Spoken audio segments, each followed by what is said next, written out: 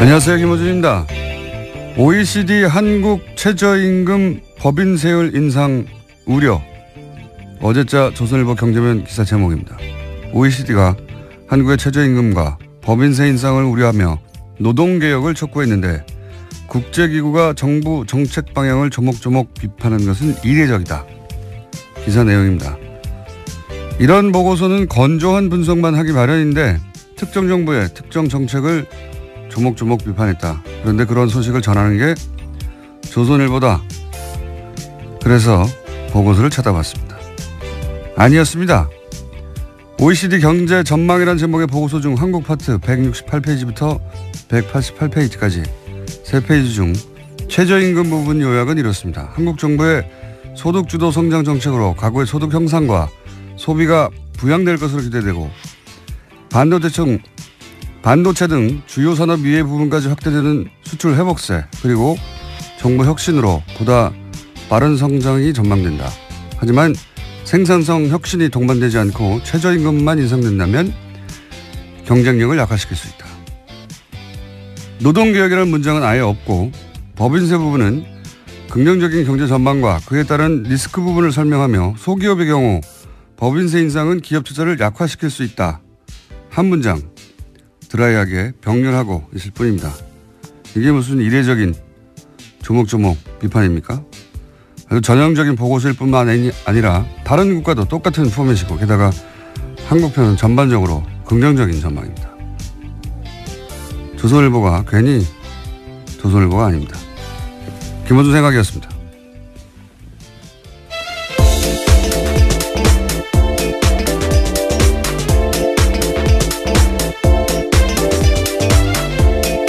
시사인의 김은지입니다. 이런 거 안 쳐다볼 거라고 생각하나 봐요. 그래도 굉장히 꼼꼼하게 찾아보셨네요. 저는 이런 거 다 쳐다봅니다. 궁금해가지고. 그래? 그럴 수도 있고 아닐 수도 있잖아요. 예.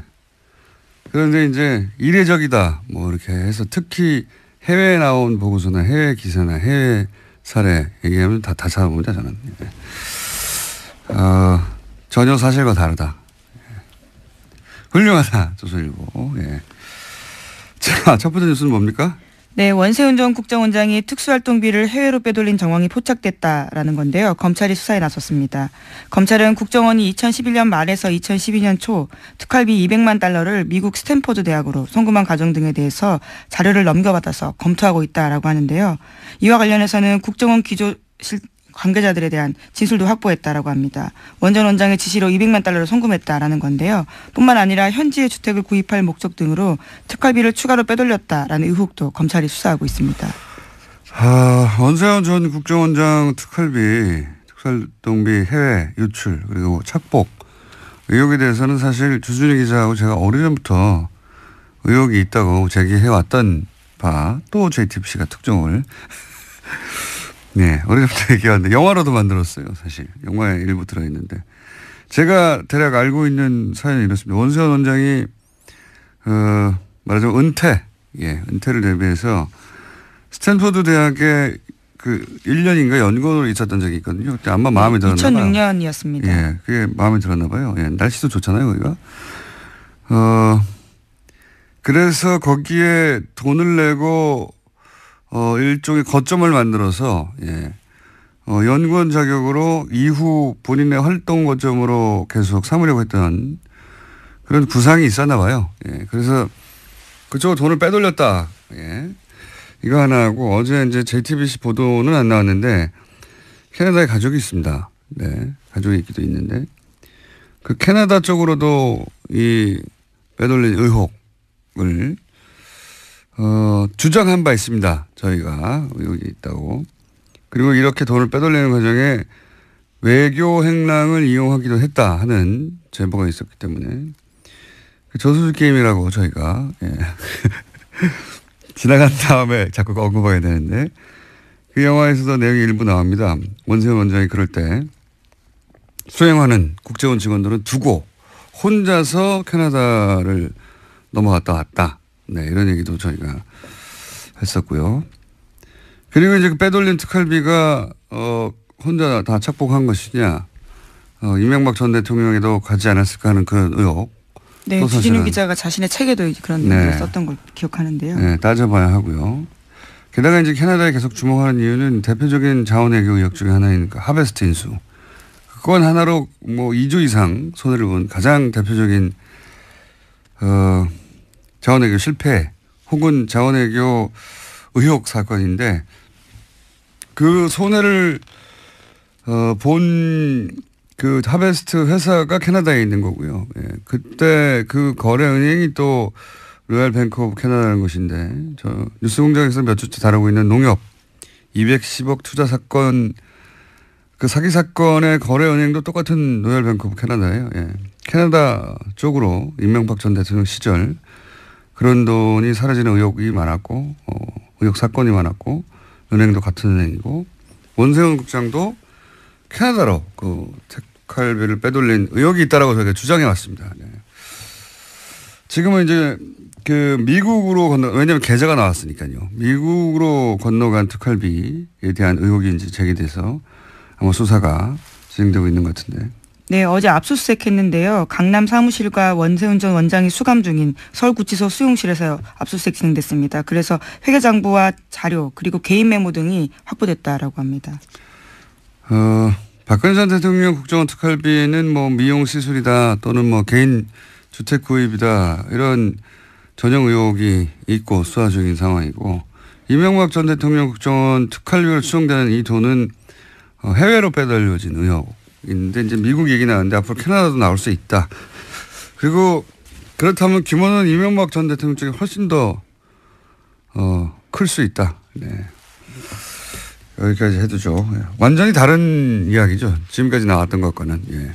특활비를 어떻게 썼다가 아니라 해외로 빼돌렸다는 거 아닙니까? 아예. 네, 입금 자체는 사실이었어요. 이제 이것을 왜 했는지에 대해서 더 수사가 필요해 보입니다. 네. 국정원이 스탠포드 대학 특정 연구소로요. 네, 연구소에다가 돈을 20억이나 쏠 이유가 뭐가 있습니까? 예. 국정원이 그런 이제 물증 하나가 나온 것이고 이게 다가 아닐 것이다. 다가 아닌 것으로 저도 알고 있고 수사가 진행되면 더 나오겠죠. 예. 전혀 새로운 이야기입니다. 이제 예. 저랑 주진우 기자가 주장만 하던 것이 예. 그때는 사실 그럴 리가 없다고 아무도 귀 기울여 주지 않았어요. 자, 그런 게 또 하나 나왔고요. 자, 다음 뉴스는 뭡니까? 네, 국세청이 지난해 12월부터 올해 2월까지 다스에 대한 세무조사를 벌였다라는 오늘 아침 조선일보 보도입니다. 다스는 아시다시피 이명박 전 대통령의 실소유주 논란이 불거지고 있는 회사인데요. 이 세무조사는 지난해 12월 9일 박근혜 전 대통령의 탄핵소추안이 국회에서 가결되고 헌법재판소에 접수된 직후에 시작됐다라고 합니다. 당시 조사는 2012년에 이어서 4년 만에 이어졌다라고 하는데요. 다스의 법인세 납부가 줄어들어서 이를 들여다봤다라는 것이 국세청 이야기입니다. 하지만 별다른 조치 없이 조사는 끝냈다라고 하는데요. 3개월 정도 회계 자료를 들여다봤기 때문에 국세청에 관련된 자료가 아주 많다라는 겁니다. 굉장히 이상한 조사예요. 그죠? 굉장히. 그러니까 그 직후에 예, 국회에서 가결된 직후라고 12월 9일 직후죠. 예. 직후에 국세청이 갑자기 다스에 대한 본사에 대한 세무조사를 실시했는데 왜 그랬을까요? 왜 하필 이 시점이었을까? 뭐 여러 가지 시나리오가 가능할 것 같아요. 그러니까 갑자기 세월호가 인양됐잖아요. 그것처럼 했었어야 하는 일들을 하지 않았던 정부 부처들이 이렇게 되면 정권이 연장되지 않을 수 있겠다. 보수 정권으로 싶어서 갑자기 미뤄왔던 일들을 했던 것인지 아니면은 여전히 당시 정권이 넘어간 상태는 아니기 때문에 정권이 넘어가기 전에 미리 세무조사를 받아두고 세무조사를 이미 받았는데 또 빠른 시간 내에 세무조사를 하면 정치적 세무조사라고 주장하려고 그런 건지 어떤 이유인지는 모르겠지만 굉장히 이례적이고 예, 특별한 상황에서 세무조사했던 것 같습니다. 이게 왜 하필 이때 세무조사를 했는지 그리고 아무 조치 없이 끝났거든요. 게다가 그렇게 하고 나서도. 예. 다스 쪽에서 소명을 했다고 하는데요. 미국 공장 사정이 어려워지면서 법인세가 줄었다라는 이야기를 받아들였다라는 거죠. 이 미국 공장 엘리바마 쪽에서 이제 비자금이 움직인 의혹도 주준 기자가 얘기한 적이 있는데 전반적으로 매우 좀 이상한 시점에 이상한 타이밍에 세무조사였고 이 세무조사가 왜 이루어졌는지 후속 기사도 나올 법합니다. 네, 매우 이상한 세무조사다. 여기까지는 해두고요. 다음은요. 네, 안봉근 전 비서관이 최근 검찰 조사에서 박근혜 전 대통령과 이재용 삼성전자 부회장이 2014년 9월 무렵에 청와대 안가에서 독대했다라고 진술했다는 보도가 나왔는데요. 박근혜 전 대통령과 이재용 부회장의 독대는 지금까지 3차례로 알려졌습니다. 그런데 그게 아니라 4차례라는 건데요. 어제 열린 이재용 부회장의 항소심 재판에서 특검팀이 밝힌 바입니다. 그러면서 특검팀에서는 안 전 비서관을 증인으로 신청했습니다. 이건 아마 그래서 숨겼겠죠. 뭐 왜 숨겼다고 저는 생각하냐면 나머지 했다고 하는 장소들은 개소식 센터의 개소식 창조경제인가요? 예.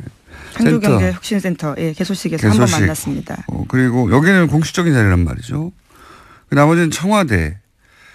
뭐 이래서 이것만 가지고 공식적인 면담이었다라고 주장하려고 했던 게 아닐까.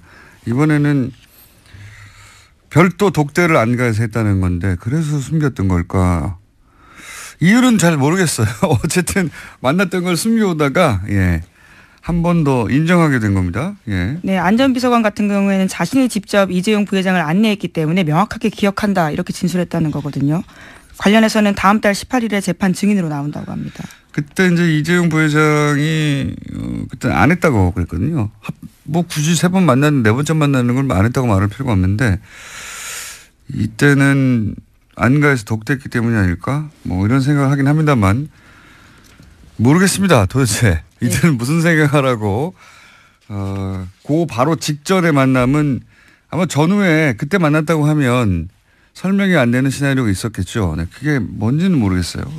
뭔지는 모르겠는데 특검은 이때 만났다고 주장했었죠. 법원은 계속해서 주장했습니다. 네, 법원에서는 인정 안 했는데 이번에는 이제 특검이 파악했던 대로 그 전에도 만났다는 게 이제 추가 증거가 나왔기 때문에요. 이런 진술들이 좀 힘을 얻고 있는 겁니다. 대부분의 뉴스를 제가 비슷하게 추정할 수 있는데 잘 모르겠네요. 이거는.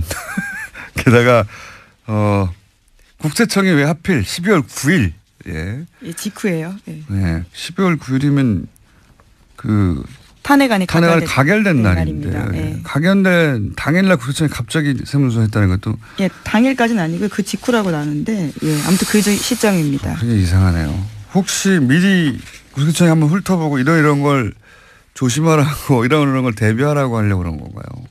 뭔지 모르겠습니다. 특이한 시점입니다. 굉장히 후속 취재가 있어야 될 것 같은 사안이고요. 다음 뉴스는요? 네, 국정원의 댓글 공작 혐의 등으로 구속된 이종명 전 3차장도 법원에 구속적부 심사를 청구했습니다. 이 전 차장에 대한 구속적부심이 오늘 열리는데요. 신광열 부장판사가 맡고 있는 서울중앙지법 형사합의 51부가 심리를 진행합니다. 이곳은 김관진 전 장관과 윤관빈 전 실장이 구속적부심을 담당했던 곳입니다. 야, 예. 국방부 전 장관과 국방부 전 실장, 사이버 사령부 댓글 공작 총 책임자 2분은 석방이 됐고 이제 국정원의 댓글 공작 책임자들이 구속적부심을 똑같은 곳에 신청했어요. 청구했어요. 이 3차장은 핵심 그 혐의가 외부에 일종의 양지회라고 말씀드린 적이 있는데요. 오비들, 국정원 오비들을 활용한 국정원 댓글 작업에 수십억을 지급했다.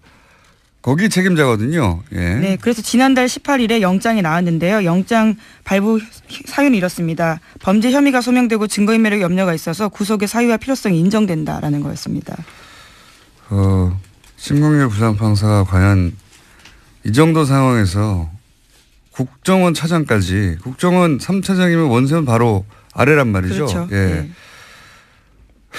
원세훈 이미 구속돼 이렇게 수감돼 있으니까요. 3년이 확정돼. 거긴 이미 형이 확정됐습니다. 형이 확정됐으니까요.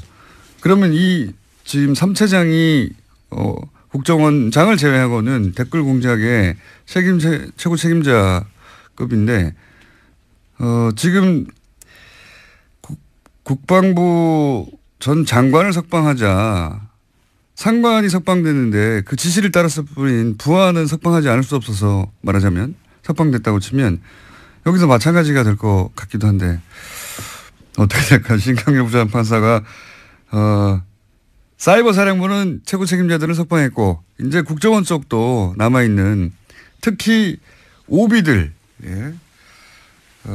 국정원 은퇴한 사람들 중심으로 꾸렸던 외곽팀에 지급한 돈 혹은 지시한 혐의 이거 가지고 구속된 사람 분인데 어떻게 될까요? 네, 이르면 오늘 안, 느리면 내일 결정이 됩니다. 네, 내일 또 이정열 부장판사하고 다시 한번 연결할 가능성이 있을 수 있겠네요. 예. 만약에 석방이 된다면 제가 할 말이 많습니다. 네, 석방이 안 되기 때문에. 네. 대기 중입니다. 네. 참. 다음 뉴스는요. 네, 이명박 정부 시절 유익 당시 청와대 비서실장이 국정원 직원들을 소집해서 헌법교육을 했다라는 주장이 나왔습니다.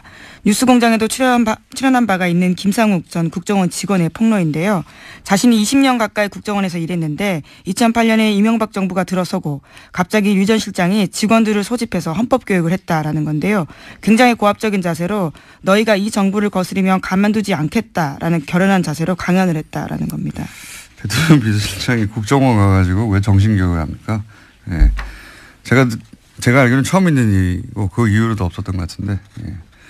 그 자체가 코미디죠. 예. 그러니까 대통령 비서실장은 사실 대통령을 대리해서 온 것과 마찬가지거든요. 예. 네, 뭐 불렀다라고는 하는데요. 뭐 어쨌거나 만난 건 사실입니다. 국정원에서 대통령 비서실장이 와서 강연하라고 누가 그럽니까? 예. 자기가 간다고 그래서 대통령이 가서 정신교육을 한 것과 마찬가지예요. 그런 뜻을 전한 것과. 굉장히 코미디 같은 일이 있었네요. 그런 일이 있었다고 합니다. 자, 오늘은 리얼미터 미니가 있기 때문에 제목만 체크하고 넘어가죠. 네, 국정원이 모든 수사권에서 손을 떼는 내용의 자체개혁 법안을 국회에 보고했는데요. 이름도 바꾼다고 합니다. 대외안보정보원으로 지난 18년 동안 써왔던 국가정보원 이름을 내린다라고 합니다. 대외안보정보원이면 대안원이 되는 겁니까? 이제 네, 굉장히 낯서네요. 대보원이 되나요? 네. 대정원이 되나요? 뭐라고 약칭이 될지 모르겠는데 뭐 그렇다고 하고요. 그리고요. 네, 이건희 삼성전자 회장의 차명 계좌에 대해서 국세청에 과세가 임박했다라는 SBS 보도가 있는데요. 이자 배당 소득의 90% 세율을 적용한다는 데에는 여권과 과세 당국의 의견이 일치했지만 과세 규모를 좌우할 시점을 두고 이견이 벌어지고 있다고 합니다. 국세청이 왜 재벌편을 들어요? 국세청 얘기는 2007년 11월 이후에 대해서만 과세한다는 거잖아요. 이러면 얼마 안 돼요. 90%가 중요한 게 아니라. 여기서 이제 여당은 무슨 소리냐 2008년에 불법 범죄 행위가 확인됐으니까 그 이전 5년 이렇게 되면 이제 몇천억이 되는 거거든요. 네, 과세 범위가 확 늘어납니다. 네. 국세청은 세금을 줄이자고 하는 것과 마찬가지입니다. 예, 참 그런 일이 있습니다. 국세청은 세금 조금 퍼센티지는 중요한 게 아니고요. 예, 세금을 조금 내자고 기간 가지고 여당과 지금 다투고 있고요. 그리고 오늘 재밌는 뉴스가 하나 있는데 대부분 잘 다루지 않아서 잠깐 말씀드리면 발리에서 화산 폭발. 네, 예. 그렇죠. 인도네시아 발리에서 화산 분화 일어나서 공항이 폐쇄됐습니다. 네. 외교부에서 최초라고 해요. 최초로 그 자국민 귀국용으로 전 세계를 보냈는데 예. 최초인데 크게 보도가 안 되더라고요.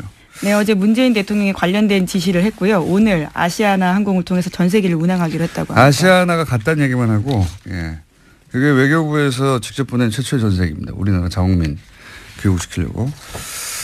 재밌는 뉴스인데 별달리 보도가 안 되길래 언급했습니다. 여기까지 하겠습니다. 예, 시사인 김은지였습니다. 감사합니다. 자, 바로 이어서 리얼미터 그것마저 알려주마. 자, 대통령 지지율 한 1, 2% 내에 있죠. 왔다 갔다 하는 게. 안녕하십니까. 권순정 실장님 나오셨습니다. 네. 네. 1, 2% 이내에 올라가나 내려가나 마찬가지죠? 네, 마찬가지지만 내용 분석을 해보면 네.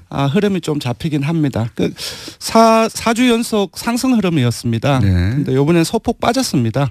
빠질 때가 조금 되지 않나 싶은데요. 아니, 1.8%포인트 하락해서 71.2%였습니다. 네. 그리고 부정평가는 2.5%포인트 오른 23.9%였고요. 그래서 사실상 큰 폭의 하락은 아니고요. 많은 분들이 어제 북한 그 미사일 발사 때문에 내렸나라고 네. 오해를 하실까봐 네. 일간을 준비를 했는데요. 27일 월요일에는 72.5%, 28일 화요일에는 70.4%, 네. 29일 수요일 어제죠 71%로 올랐는데 여기 잘 보시면은 약간 화요일 날 약간 내려 다시 올라가는 거네요. 예, 약간이 말하자면. 아닙니다. 29일 수요일의 그 구성은 28일 전날 500명하고 당일날 500명 구성인데요. 전날 화요일날 500명은 69%까지 떨어졌고요. 어제는 73%까지 올랐어요. 그래서 미사일 이제 조금 더 며칠 더 봐야 되겠지만 어제는 73%로 올랐고 500명 화요일 날은 70%대로 70% 69% 예, 69.4%로 내렸습니다. 그래서 그럼 이제 5월 통합을 화사에 하면은 무슨 일이 29일 있었죠? 일간 집계가 71%인데 네. 이제 이렇게 분리해서를 보면 기본적으로 어제 그 나왔던 그 하루에 영향을 미쳤던 부분들은 사실상 탄도미사일이 그게 아니군요. 예, 이 빠진 것은 오히려 그 원인이 탄도미사일 아니었다는 발사되고 거죠. 나서는 올라갔네요. 그렇습니다. 며칠 더 봐야 되겠지만 어제는 오히려 올라갔습니다. 그래서 그러면 월화사에서도 주요한 뉴스 중에 언론이 많이 다룬 거는 김관빈 맞습니다. 임관빈 제가 쭉 훑어봤는데 네, 그게 가장 이제 크게 예, 김관진 그 임관빈 그 지난 주 후반에 이제 잇따라 그 석방되는 과정 속에서 주말 또 월요일까지 그 일부 언론 그러니까 주요 보수 언론이죠. 그 속에서 종편 논란을 포함해서. 예, 엄청나게 보도가 확산됐고 죄 없는 사람이 이제 풀려났다는 식의 보도가 네네. 보수 매체와 종편을 통해서 굉장히 많이 보도가 됐는데 맞습니다. 거기 노출됐던 뭐 50대 이상이나 혹은 뭐 영남 지역 이쪽에서 맞습니다. 죄 없는 사람 예. 역시 죄 없는 사람이었구나. 네네. 판사가 죄가 없어 풀어줬구나. 네네. 이렇게 받아들일 만한 뉴스들이 많았거든요. 예, 그 세부 분석을 해보니까 금방 말씀하시는 것처럼 동일하게 나타났습니다. 제가 잘 알아요 그런 거는. 예, 50대 이상 그리고 그 중에서도 60대 이상에서 무려 6.7% 정도가 빠졌고요. 예, 보수층에서도 많이 빠졌고, 예, 주로 근데 그렇게 이제 보수 보냈습니다. 매체가 사실상 종편까지 해서 총동원된 거 치고는 그렇게 많이는 안 빠졌네요. 예, 그래서 이 논란 자체가 그 기본적으로 보수층에는 많은 영향을 미치지만 오히려 진보층을 중심으로 해서 문 대통령 핵심 지지층에서는 오히려 상승 효과를 가지고 있는 것 같아요. 그러니까 핵심 지지층을 보면은 19대 대선에서 문 후보를 찍었던 사람은 무려 94.6%가 어제 일간 기준 나왔습니다. 상당히 높은 수치입니다. 거의 최고 수준입니다. 그쪽에서는 김관진, 임관빈 석방에 대해서 야 이거 큰일 났다라고 그렇습니다. 생각해서 결집하는 것이고. 네네. 예. 그래서 그렇군요. 예 그렇습니다. 예 정당을 간단하게 소개해드리면은 민주당 역시 0.5%포인트 하락해서 51.3%고요. 떨어진 그 지역이라든지 연령은 거의 대통령과 거의 비슷합니다. 60대 이상 보수층 영남 뭐 이런 맞습니다. 자유한국당은 2.2%포인트 상승해서 18.6%이고요. 아마 일종의 이제 금방 말씀드렸던 그 논란, 그 보도의 확산, 그 영향을 반사의 이게 아닌가 싶고요. 바른정당은 0.4%포인트 하락해서 5.1% 거의 변화가 없다고 봐야 될 것 같고요. 정의당이 많이 빠졌습니다. 지난주에도 상당히 주 초중반까지 상승세를 거의 7%까지 갔다가 주 후반에 확 떨어졌거든요. 그런데 이번 주 수요일까지도 계속 하락해서 1.4%포인트 하락해서 4.7%입니다. 다 아시겠지만 김종대 의원 논란이 가장 중요한 원인인 것 같고. 저도 이제 프레임을 잘못 잡았다고 얘기 한번 했었는데. 네, 국민의당은 지난주에 이어서 행보를 했습니다. 0.2%포인트 상승을 해서 4.7%이고요. 여전히 이번에는 정의당과 함께 4주째 최하위에 머물고 있습니다. 통합 논의가 그게 이제 갈등이 계속 보도되면 뭐 떨어질 수밖에 없어요, 사실은. 예, 초선 의원들이 그 집단으로 통합 논의 중단이라든지 그런 얘기를 했었고 유성엽 의원의 발언이라든지 계속 갈등이 이어지고 있습니다. 이번에 그것마저 알려주는 민 조사는 뭡니까?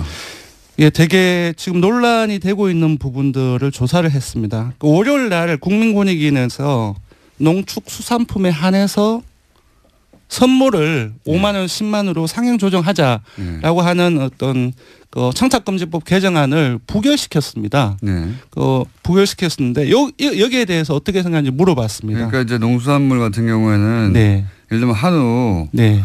10만 원 정도 선물할 수 있게 하자. 맞습니다. 한마디로 말하자면 그거거든요. 예, 5만 설날도 원에서. 다가오고 그런 얘기가 많이 나오고 있는데 정부에서도 관계 부처가 이렇게 올리는 방향을 이제 제시를 했던 거죠, 사실상. 근데 기존 350 규정을 예외 없이 엄격 규정해야 된다가 47.7%, 농축수산품 한정 선물 상황의 인상 찬성이 47.4%가 나왔습니다. 완전 절반으로 갈렸네요. 완전 팽팽하게 맞서고 있습니다. 근데 그래서 조금 찾아봤어요. 저희들이 그 현안에 대해서 상당히 많은 조사를 했습니다.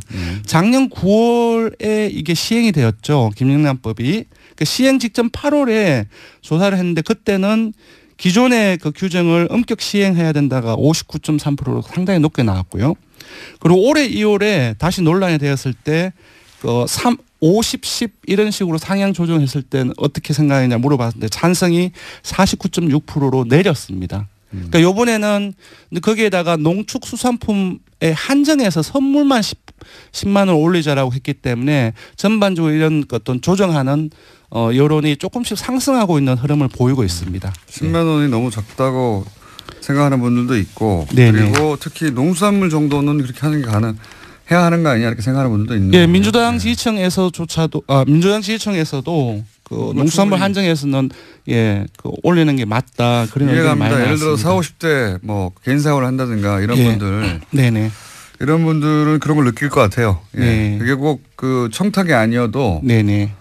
선물을 하고 뭐 고마움을 표시하고 싶은데 액수가 너무 적다 이렇게 생각하는 40, 50대 사업하는 분들이나 성인들이 있을 수 있습니다. 예. 네, 그런 부분들이 많이 있는 것 같습니다. 20, 30대는 여기 반대하고 네. 40, 50대 연령대로 보자면 그렇게 갈리는 것도 있죠. 전반적으로 보수적인 어떤 성향, 진보적인 성향이 조금 갈리는 것은 맞습니다. 이제 보수적인 성향은 어떤 상향 조정을 찬성하는 거, 그리고 진보적인 성향은 어떤 엄격 적용을 우세한데 약간 조금 다릅니다. 다른 이슈와 다르게 좀 혼재되어 있습니다. 저는 나이가 훨씬 더 중요한 변수인 것 같아요. 지역보다 이거는. 직업도 그렇고요. 네, 직업이나 네네. 입장이 다른 거죠. 여기까지 하겠습니다. 조사 기간은요? 네, 조사 계획을 보도록 이번 주정조사는 TBS 의뢰로 이번 주 월요일부터 수요일까지 전국 19세 이상 성인 1,512명을 대상으로 했습니다. 유무선 전화면접과 자동검사 혼용 방식으로 했고요. 표본 오차는 95% 실수는 플러스 마이너스 2.5%포인트였습니다. 응답률은 5.5%이고요. 현안 조사는 TBS 뉴스공장 의뢰로 어제 하루 동안 실시했습니다. 성인 505명을 대상으로 실시했고요. 표본 오차는 플러스 마이너스 4.4%포인트였습니다. 리얼미터 권순정 조사분석실장이었습니다. 감사합니다. 고맙습니다. 이 음악 다들 아시죠?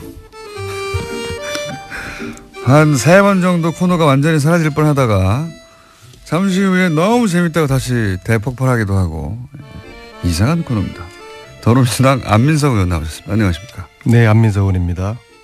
오늘은 이야기 없나요? 뒤에? 누구 어떤 안민석? 디그니티, 엘레강스. 저를 흔들지 말아주세요. 총수. 자유한국당 김성태 의원님 나오셨습니다. 네, 안녕하세요. 김성태입니다. 네. 다른 이야기 전에 이제 공적인 사안이자 또 저희 게스트가 직접 연결된 사안이자 이 얘기부터 하지 않을 수가 없습니다. 다른 이야기 많지만 자유한국당의 원내대표 경선이 지금 한창입니다. 모르시는 분들은 모르실 텐데 자유한국당에서는 굉장히 중요한 지금 이슈죠. 누가 원내대표가 되는가. 근데 거기에 이제 김성태 의원이 3선으로는 유일하게 출마해서 자타 공이 현재 기준으로는 가장 유력한 원내대표 후보 당선 후보 예상 후보로 지금 거론되고 있습니다. 어떻게 보시면 안민석 의원님? 제가 일단 관전평을 말씀을 드려볼게요. 네. 먼저 이제 남의 집안일에 대해 가지고는 별로 제가 관심은 없는데 관심이 항상 많지 않으십니까? 역시 국민들 역시도 네. 지금 이 자한당 원내대표 선거에 대해서 관심이 별로 없어요. 왜냐하면은 국민들이 지금 하라는 것은 과감하게 과거에 대한 청산, 적폐청산을 하려는 것인데 자한당이 계속 발목을 잡는 이런 짓을 하고요. 특히 이제 국회 부의장이라는 분이 신모 부의장이라는 분이 문재인 대통령을 내란죄로 고소하겠다는 이제 그런 이제 막말을 하지 않았습니까? 사실은 제가 볼 때는 과거에 성군 같은 우리 조선의 그 군주들 세종이나 정조 같은 그런 정도 수준의 민심의 지지를 얻고 있는 대통령이 문재인 대통령이고요. 지금 200일 되었는데 지금까지 70%대의 지지율을 유지하고 있다는 것은 이 민심을 반영하는 것이고 이 민심이 문재인 대통령을 지지하는 것은 적폐청산에 대한 지지 그리고 과감한 독하게 청산해달라는 그거거든요. 그런데 이런 대통령을 향해서 내란죄로 고발하겠다고 하는 정도의 그리고 이런 국회 부의장의 발언에 대해 가지고 자유한국당에서는 오히려 속으로 은근히 잘했다고 또 표정 관리를 지금 하고 있어요.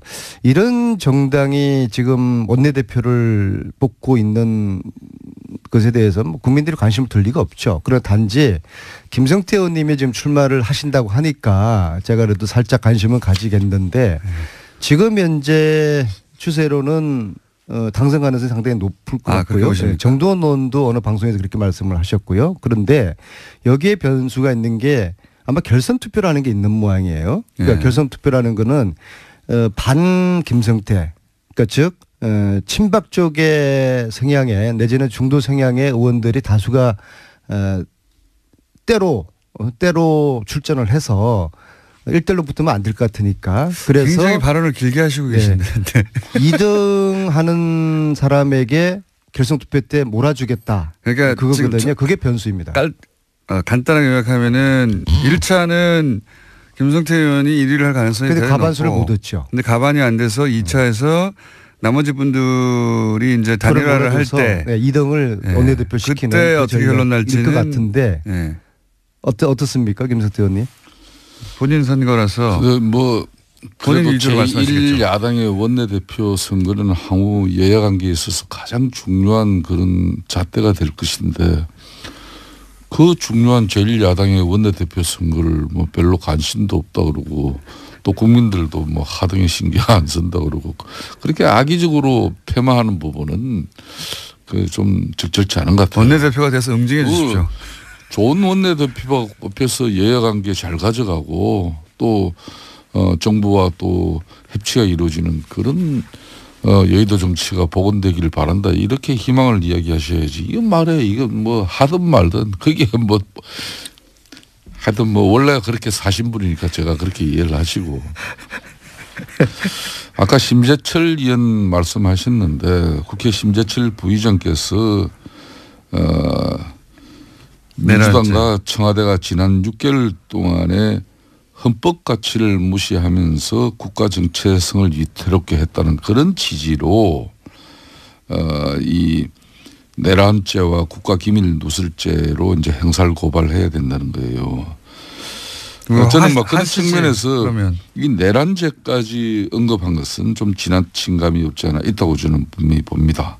하지만 문재인 정권이 거의 모든 부처마다 법적 근거도 없는 위원회를 만들어서 적폐청산이라는 그런 미명하에 이 보수 정권 뭐 쉽게 말하면 뒷구멍 캐기에 매달리고 있는 이런 비정상적인 상황을 심재철 부의장이 그렇게 지적한 거예요. 뒷구멍이 있긴 있었나 봅니다. 아니 뭐 그러니까 이게 문재인 대통령이 원래 그런 대통령이 아닌데 맨날 과거 지사 그냥 지난 일 덜쳐보고 또 뭐 그것도 그걸로 가지고 이 적폐청산 TF가 검찰에 수사 의뢰하고 그럼 검찰은 수사하고 그렇게 지금 가는 정국이거든요. 이거는 좀 바람직하지 않고 또 제가 드리고 싶은 말씀은 원내대표 말씀하셨으니까 뭐 저 개인의 문제이기 때문에 짧게만 하겠습니다.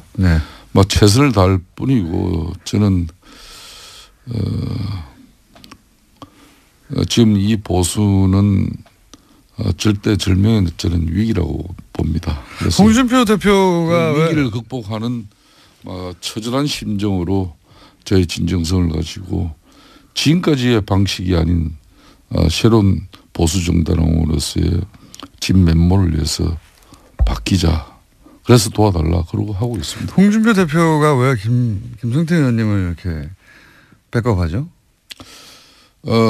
뭐 백업이라기보다는 이제 영국의 보수당의 이런 절대적인 위기 상황에서 어떤 기회를 만들어가는가 거기에 아마 홍 대표가 상당히 많은 김성태 의원님하고 영국하고는 상관이 없습니다. 연구를 하신 것 같아요.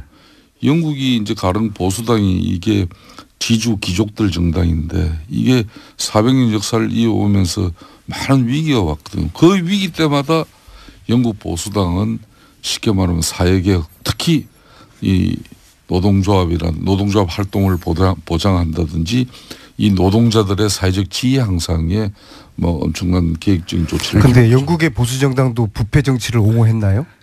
예? 부패 정치를 했어요? 부패 정치 많이 됐죠, 거기도. 영국의 보수 정당이요? 영국의 보수. 그래서 최순실 재산몰수 특별법을 자유한국당이 그렇게 반대를 하는 겁니까?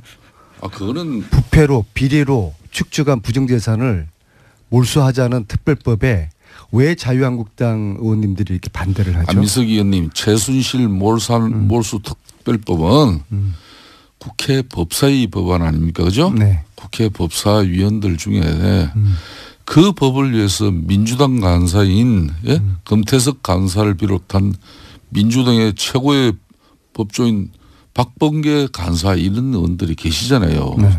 소위위원장도 민주당이에요. 그러니까 거기서 이 법안 처리가 왜 이렇게 안 되느냐고 그렇게 따져야지 왜 맨날 그거 안 되는 걸 저희 당한테 문제를 제기해요. 자유한국당은 반대하지 않습니까? 뭐 나는 개인적으로 그거 잘 되길 바라는 사람인데. 김성태는 빼고 다른 분들은요? 그 안민석 의원께서는 제가 지난번에도 한번 지적했듯이 북토크 콘서트는 이제 대강하고 이 법안 통과를 위해서 이제 매진하시라. 뭐 책장사는 이제 거의 마쳤습니까? 이 특별법이 제정이 안 되면요. 최순실 재산 몰수가 안 되는 거거든요. 그다음에 MB 재산 몰수까지도 연결되어 있는 것인데요. 근데 국민들은 이걸 이해할 수가 없어요. 왜 국민들이 원하는 해달라고 하는 최순실 재산 몰수 이것을 하기 위해서 특별법을 제정을 해야 되는데 왜 국회가 이것을 뒷전을 지고 있는지 지난주에 법사위원회에서 이 법을 다루는데요. 자유한국당 간사라는 분이 이 법은 쓰레기법이다 이건 논할 가치가 없는 것이다. 이야기 꺼내지도 말라. 그렇게 해서 논의조차가 안 됐다는 거 아닙니까? 그러면은 이게 자유한국당의 입장을 대변한다고 봐야 되는 거 아니겠어요? 이런 겁니다. 왜 이걸 반대하는 법조인들 거죠? 위주로 최순실 재산 몰수하자는 거에 왜 반대를 하죠? 법사위에서는 이 법의 성안 성립 또 이 법안이 가결될 수 있는 요건을 갖췄냐 이렇게 했을 때 민주당의 법조인들도 거기에 서명 법안 발의에 동참하지 않은 부분이 있지 않습니까? 그렇기 때문에 저희들은 105명 동의했고요. 아니, 그러니까 105명 그러니까 16명이 동의가 안 된 사람이 우리 민주당 정당이기 때문에 100%가 다 안 해요. 16명이 주로 법조인들입니다. 자한당에서는 아무도 안 하셨잖아요. 그러니까 다른 정당도 그렇고요. 안민석 의원이 열과 성과 의지를 다해서 최순실이 사익을 편취한 그런 불법한 재산 축적이 있다면 그거 몰수하자는데 요 동의를 일진에 하는데. 하태경 의원 같은 분이 여기 나와서 이렇게 말씀하시더라고요. 최순실 재산 몰수는 찬성하는데 이 법이 위헌 소지가 있어서 동의할 수 없다고 하는데요. 요 사안은 여기까지만 하죠. 이거는 저희가 매주 20분씩 했어요. 한 5개월 됐습니다. 똑같은 얘기를 반복한 지가. 요 사안 앞으로도 계속 할 텐데 오늘은 여기까지만 하고요. 알겠습니다. 제가 한 말씀을 드리겠습니다. 지난주에 이제 사법부 이제 이 김관진, 이런 임관빈 영장 심사 결과 석방 이런 논란 가지고죠. 이 적폐놀이 3인방이 계시잖아요, 그죠? 적폐놀이 3인방은 안민석 의원님이 또 그 맨 앞이더만. 안민석. 저에게 그런 훈장을 달아줬습니까? 그렇지. 송영길, 박범계 의원 이렇게 이 세 분이 적폐놀이 3인방이에요. 그러니까 특히 우리 안민석 의원이 참 대단해요. 적폐 청산 홍위병이고요. 그 홍위병 역할을 제가 더 열심히 하라는 훈장으로 제가 여기겠습니다. 적폐놀이 3인방이에요. 그 홍위병들은 그런 말은 잘 안 하는데 적폐 판사들을 향해서 국민과 떼창으로 욕하고 싶다. 페이스북에 이렇게 글을 올렸어요. 이게 안민석 의원님 제가 누누이 이야기하시지만은 그것도 수도권 내리 4선의 집권당 중진 의원으로서는 이제 이런 용어 선택은 적절하지 않아요. 이거는 석방은 적절했습니다. 야당일 때는 국민들이 웬만큼 또 지지자들도 이해가 되는데 이런 거는 저희들한테 넘겨주세요. 그냥 저희들이. 아니 불의를 보고 이 법원이 법원이 성역 불가침 명령도 아니고요. 이 법원의 불의를 보고서 어떻게 이걸 참습니까? 김관진 석방이요. 두 가지 굉장히 심각한 메시지를 주는 겁니다. 첫째는 MB 구속이 거의 특미까지 왔는데 이게 지금 차질을 빚고 있고요. 두 번째는 김관진을 통해 가지고 최순실의 무기 거래 의혹 이것이 계속 제기돼 왔는데 여기에 대해서 수사를 지금 못하게 되었고요. 그리고 제가 3월 16일 날 뉴스공장 이 자리에서 뉴스공장 때문에 이런저런 뭐 제가 고초도 많이 겪고 그랬지만은 제가 삼성한테 완전 찍혔지 않습니까? 삼성 이재용의 재판을 주심 판사가 최순실 후견인의 사위다. 그 이야기를 제가 했잖아요. 그다음에 그날 오후에 법원에서 사위가 맞긴 맞는데 정수장학회 이사를 하지 않았다. 저는 정수장학회 이사한지도 몰랐는데 그렇게 생뚱맞은 논평을 법원에서 내고 다음 날 그 판사가 교체되지 않습니까?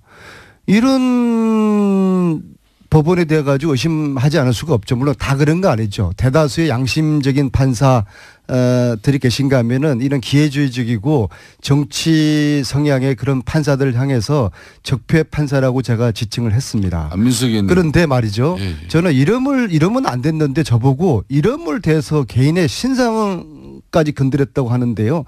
저는 그냥 적폐 판사라는 것에 주목을 했지 이름을 제가 지칭한 적이 없는데 자, 제가 한 그런 말씀 걸 검색하면 다 나오니까요. 아 그렇습니까? 안민석 의원님 민주주의의 근간은 상권이 분립된 거예요. 아니, 법원이 성역 그런데 불가침 명령은 아니지 않습니까? 그런데 권력을 장악한 법원이 잘못하면 세력이 지적을 해야죠. 어떻게 집권당은 권력을 장악한 이 세력이 이렇게 사법부를 흔들어대면은 민주주의는 위험에 처할 수밖에 없어요. 근데 이제 석방 근데 자체는 안민석 문제가 의원께서 없습니까? 또 보시면은 또 자신이 생각하는 대로 좀 유리한 판단을 이렇게 내리는 또 법원에 대해서는 아주 입이 닳도록 칭송하시고 본인한테 본인이 또 생각하지 않는 그런 부분에 또 이런 판단이 나오면은 그냥 아까 말씀드린 대로 적폐 판사로 규정하고 국민하고 떼창으로 욕한다 그러고. 아니 그럼 이재용 판사를 저 최순실 그러니까 후견인의 사위로 정한 게 그게 잘한 겁니까? 그런 거는 그건 오래된 이야기고. 그런 거는 좋은데. 김관진 석방 잘한 겁니까? 이걸 한번 여쭤보세요. 김관진 석방 잘한 제가 겁니까? 말씀을 드리겠습니다. 검찰의 이 무리한 수사도 문제지만은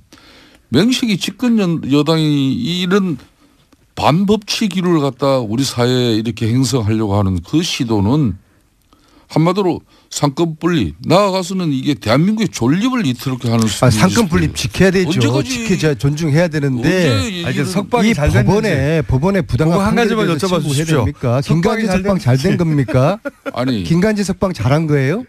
구속 정부심의 이런 유무심 판단과 별개로 불구속 재판의 필요성에 대한 판단과 결정을 내린다는 걸 잘 알고 있잖아요. 아니 구속시킬 네? 때는 도주 우려 있다고 구속시키고 풀어줄 때는 도주 우려 없다고 그리고 한번 물어봅시다. 풀어주는 이런 법원의 판결이 이게 아까 정당한 거예요? 말씀하신 그 신강렬 판사가 정유라 2대 입학의 특혜 제공 의혹을 받고 있는 김경숙 학장 또 옥시 보고서 조작 의혹이 있는 옥시 아시죠?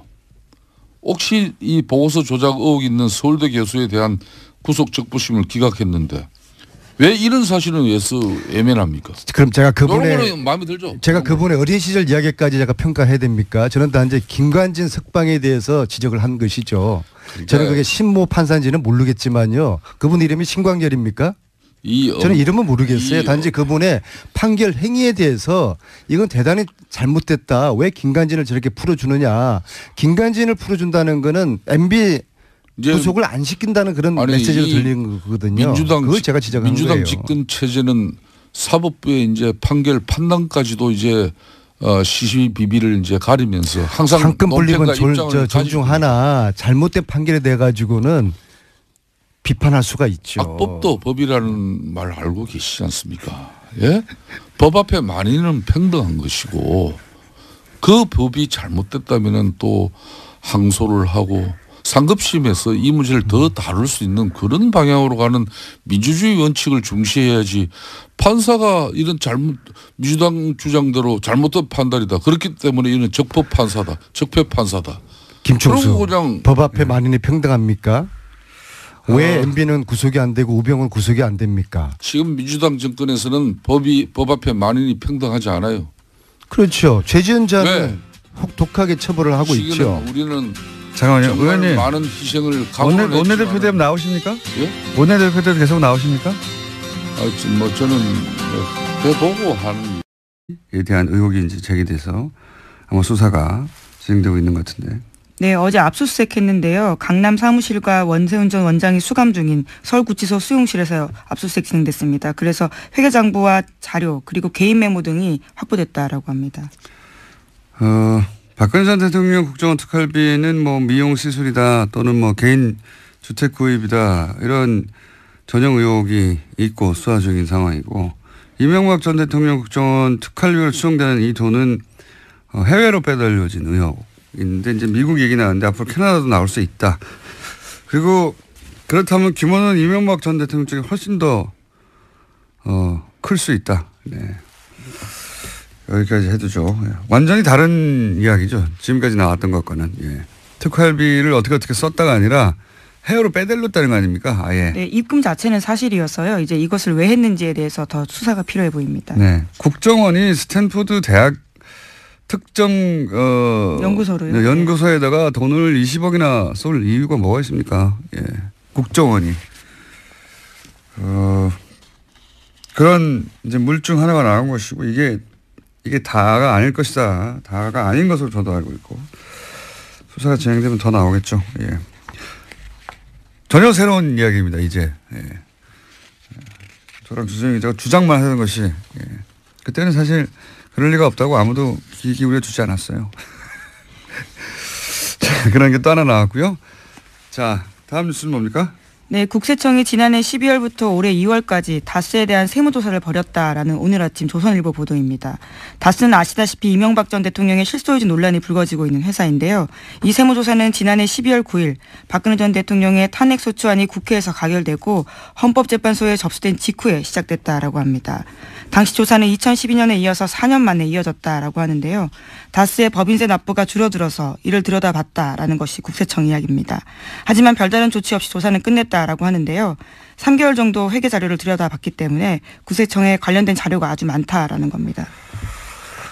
굉장히 이상한 조사예요. 그죠? 굉장히.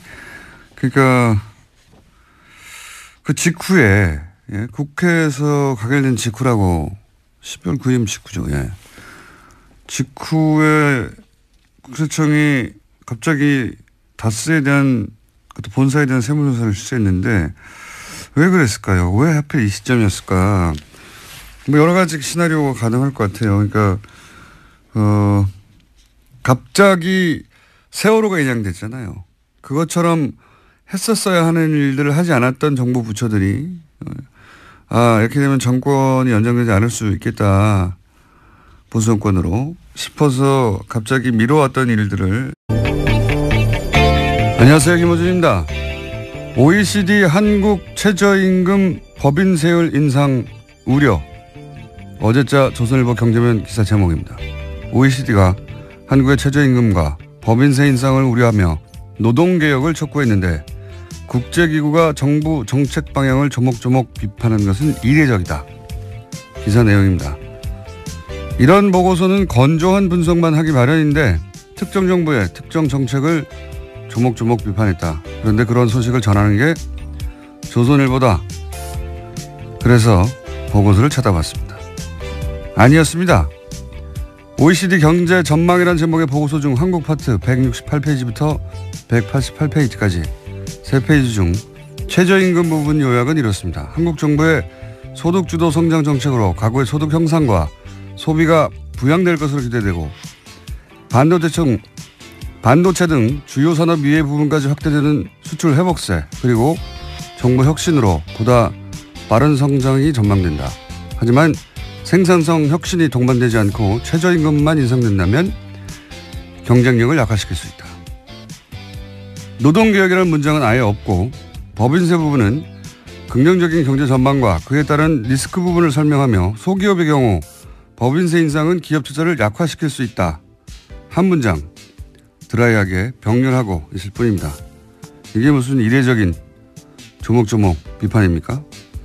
전형적인 보고서일 뿐만 아니라 다른 국가도 똑같은 포맷이고 게다가 한국 편은 전반적으로 긍정적인 전망입니다. 조선일보가 괜히 조선일보가 아닙니다. 김원준 생각이었습니다.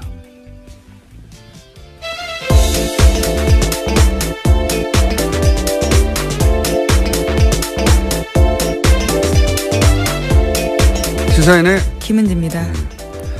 이런 거 안 쳐다볼 거라고 생각하나 봐요. 그래도 굉장히 꼼꼼하게 찾아보셨네요. 저는 이런 거 다 쳐다봅니다. 궁금해가지고. 그래? 그럴 수도 있고 아닐 수도 있잖아요. 예. 그런데 이제 이례적이다. 뭐 이렇게 해서 특히 해외에 나온 보고서나 해외 기사나 해외 사례 얘기하면 다 찾아봅니다. 저는. 예. 전혀 사실과 다르다. 예. 훌륭하다. 조선일보. 예. 자, 첫 번째 뉴스는 뭡니까? 네, 원세훈 전 국정원장이 특수활동비를 해외로 빼돌린 정황이 포착됐다라는 건데요. 검찰이 수사에 나섰습니다. 검찰은 국정원이 2011년 말에서 2012년 초 특활비 200만 달러를 미국 스탠퍼드 대학으로 송금한 과정 등에 대해서 자료를 넘겨받아서 검토하고 있다라고 하는데요. 이와 관련해서는 국정원 기조실 관계자들에 대한 진술도 확보했다라고 합니다. 원 전 원장의 지시로 200만 달러를 송금했다라는 건데요. 뿐만 아니라 현지의 주택을 구입할 목적 등으로 특활비를 추가로 빼돌렸다라는 의혹도 검찰이 수사하고 있습니다. 원세훈 전 국정원장 특수활동비 해외 유출 그리고 착복 의혹에 대해서는 사실 주준희 기자하고 제가 오래전부터 의혹이 있다고 제기해왔던 바 또 JTBC가 특종을 네, 어려부터 얘기하는데 영화로도 만들었어요. 사실 영화에 일부 들어있는데 제가 대략 알고 있는 사연이 이렇습니다. 원세훈 원장이 말하자면 은퇴를 대비해서 스탠퍼드 대학에 그 1년인가 연구원으로 있었던 적이 있거든요. 그때 아마 마음에 들었나 봐요. 2006년이었습니다. 예, 그게 마음에 들었나 봐요. 예, 날씨도 좋잖아요, 거기가. 그래서 거기에 돈을 내고 일종의 거점을 만들어서, 연구원 자격으로 이후 본인의 활동 거점으로 계속 삼으려고 했던 그런 구상이 있었나 봐요. 예. 그래서 그쪽으로 돈을 빼돌렸다. 예. 이거 하나 하고 어제 이제 JTBC 보도는 안 나왔는데 캐나다에 가족이 있습니다. 네. 가족이 있기도 있는데 그 캐나다 쪽으로도 이 빼돌린 의혹을 주장한 바 있습니다. 저희가 여기 있다고. 그리고 이렇게 돈을 빼돌리는 과정에 외교 행랑을 이용하기도 했다 하는 제보가 있었기 때문에 그 저수지 게임이라고 저희가 지나간 다음에 자꾸 언급하게 되는데 그 영화에서도 내용이 일부 나옵니다. 원세훈 원장이 그럴 때 수행하는 국제원 직원들은 두고 혼자서 캐나다를 넘어갔다 왔다. 네, 이런 얘기도 저희가 했었고요. 그리고 이제 그 빼돌린 특활비가 혼자 다 착복한 것이냐, 이명박 전 대통령에도 가지 않았을까 하는 그런 의혹. 네, 주진우 기자가 자신의 책에도 그런 내용을 썼던 걸 기억하는데요. 네, 따져봐야 하고요. 게다가 이제 캐나다에 계속 주목하는 이유는 대표적인 자원외교 의혹 중에 하나인 그 하베스트 인수. 그건 하나로 뭐 2조 이상 손해를 본 가장 대표적인 자원외교 실패 혹은 자원외교 의혹 사건인데 그 손해를 본 그 하베스트 회사가 캐나다에 있는 거고요. 예. 그때 그 거래 은행이 또 로얄 뱅크 오브 캐나다라는 곳인데 저 뉴스공장에서 몇 주째 다루고 있는 농협 210억 투자 사건 그 사기 사건의 거래 은행도 똑같은 로얄 뱅크 오브 캐나다예요. 예. 캐나다 쪽으로 이명박 전 대통령 시절 그런 돈이 사라지는 의혹이 많았고 의혹 사건이 많았고 은행도 같은 은행이고 원세훈 국장도 캐나다로 그 특활비를 빼돌린 의혹이 있다라고 저희가 주장해 왔습니다. 네. 지금은 이제 그 미국으로 왜냐하면 계좌가 나왔으니까요. 미국으로 건너간 특활비 이제 추가 증거가 나왔기 때문에요. 이런 진술들이 좀 힘을 얻고 있는 겁니다. 대부분의 뉴스를 제가 비슷하게 추정할 수 있는데 잘 모르겠네요, 이거는. 게다가 국세청이 왜 하필 12월 9일 예, 직후예요. 네. 네. 12월 9일이면 그 탄핵안이 가결된 날인데 예. 가결된 당일날 국세청이 갑자기 세무조사 했다는 것도 예, 당일까지는 아니고 그 직후라고 나는데 예, 아무튼 그 시점입니다. 그게 이상하네요. 혹시 미리 국세청이 한번 훑어보고 이런 걸 조심하라고 이런 걸 대비하라고 하려고 그런 건가요? 뭔지 모르겠습니다. 특이한 시점입니다. 굉장히 후속 취재가 있어야 될 것 같은 사안이고요. 다음 뉴스는요. 네, 국정원의 댓글 공작 혐의 등으로 구속된 이종명 전 3차장도 법원에 구속적부 심사를 청구했습니다. 이 전 차장에 대한 구속적부심이 오늘 열리는데요. 신광열 부장판사가 맡고 있는 서울중앙지법 형사합의 51부가 심리를 진행합니다. 이곳은 김관진 전 장관과 윤관빈 전 실장의 구속적부심을 담당했던 곳입니다. 야, 예. 국방부 전 장관과 국방부 전 실장, 사이버 사령부 댓글 공작 총 책임자 두 분은 석방이 됐고 이제 국정원의 댓글 공작 책임자들이 구속적부심을 똑같은 곳에 신청했어요. 청구했어요. 이 3차장은 핵심 그 혐의가 외부에 네, 일종의 양지회라고 말씀드린 적이 있는데요. 오비들, 국정원 오비들을 활용한 국정원 댓글 작업에 수십억을 지급했다. 거기 책임자거든요. 예. 네, 그래서 지난달 18일에 영장이 나왔는데요. 영장 발부 사유는 이렇습니다. 범죄 혐의가 소명되고 증거인멸의 염려가 있어서 구속의 사유와 필요성이 인정된다라는 거였습니다. 신광열 부장판사가 과연 이 정도 상황에서 국정원 차장까지 국정원 3차장이면 원세훈 바로 아래란 말이죠. 그렇죠. 예. 네. 원세훈 이미 구속돼 이렇게 수감돼 있으니까요. 3년이 네, 확정. 거긴 이미 형이 확정됐습니다. 형이 확정됐으니까요. 그러면 이 지금 3차장이 국정원장을 제외하고는 댓글 공작의 최고 책임자급인데 지금 국방부 전 장관을 석방하자 상관이 석방되는데 그 지시를 따랐을 뿐인 부하는 석방하지 않을 수 없어서 말하자면 석방됐다고 치면 여기서 마찬가지가 될 것 같기도 한데 어떻게 될까. 신광열 부장판사가 사이버 사령부는 최고 책임자들을 석방했고 이제 국정원 쪽도 남아있는 특히 오비들 국정을 은퇴한 사람들 중심으로 꾸렸던 외곽팀에 지급한 돈 혹은 지급했던 것인지 아니면은 여전히 당시 정권이 넘어간 상태는 아니기 때문에 정권이 넘어가기 전에 미리 세무조사를 받아두고 세무조사를 이미 받았는데 또 빠른 시간 내에 세무조사를 하면 정치적 세무조사라고 주장하려고 그런 건지 어떤 이유인지는 모르겠지만 굉장히 이례적이고 특별한 상황에서 세무조사했던 것 같습니다. 이게 왜 하필 이때 세무조사를 했는지 그리고 아무 조치 없이 끝났거든요. 게다가 그렇게 하고 나서도. 다스 쪽에서 소명을 했다고 하는데요. 미국 공장 사정이 어려워지면서 법인세가 줄었다라는 이야기를 받아들였다라는 거죠. 이 미국 공장 엘리바마 쪽에서 이제 비자금이 움직이는 의혹도 주준 기자가 얘기한 적이 있는데 전반적으로 매우 좀 이상한 시점에 이상한 타이밍에 세무조사였고 이 세무조사가 왜 이루어졌는지 후속 기사도 나올 법합니다. 네, 매우 이상한 세무조사다. 여기까지는 해두고요. 다음은요. 네, 안봉근 전 비서관이 최근 검찰 조사에서 박근혜 전 대통령과 이재용 삼성전자 부회장이 2014년 9월 무렵에 청와대 안가에서 독대했다라고 진술했다는 보도가 나왔는데요. 박근혜 전 대통령과 이재용 부회장의 독대는 지금까지 3차례로 알려졌습니다. 그런데 그게 아니라 4차례라는 건데요. 어제 열린 이재용 부회장의 항소심 재판에서 특검팀이 밝힌 바입니다. 그러면서 특검팀에서는 안 전 비서관을 증인으로 신청했습니다. 이건 아마 그래서 숨겼겠죠. 왜 숨겼다고 저는 생각하냐면 나머지 했다고 하는 장소들은 개소식 센터의 개소식 창조경제인가요? 예. 창조경제혁신센터 개소식에서 한번 만났습니다. 그리고 여기는 공식적인 자리란 말이죠. 나머지는 청와대. 이래서 이것만 가지고 공식적인 면담이었다라고 주장하려고 했던 게 아닐까. 이번에는 별도 독대를 안가에서 했다는 건데 그래서 숨겼던 걸까. 이유는 잘 모르겠어요. 어쨌든 만났던 걸 숨겨오다가 한 번 더 인정하게 된 겁니다. 예. 네, 안전비서관 같은 경우에는 자신이 직접 이재용 부회장을 안내했기 때문에 명확하게 기억한다 이렇게 진술했다는 거거든요.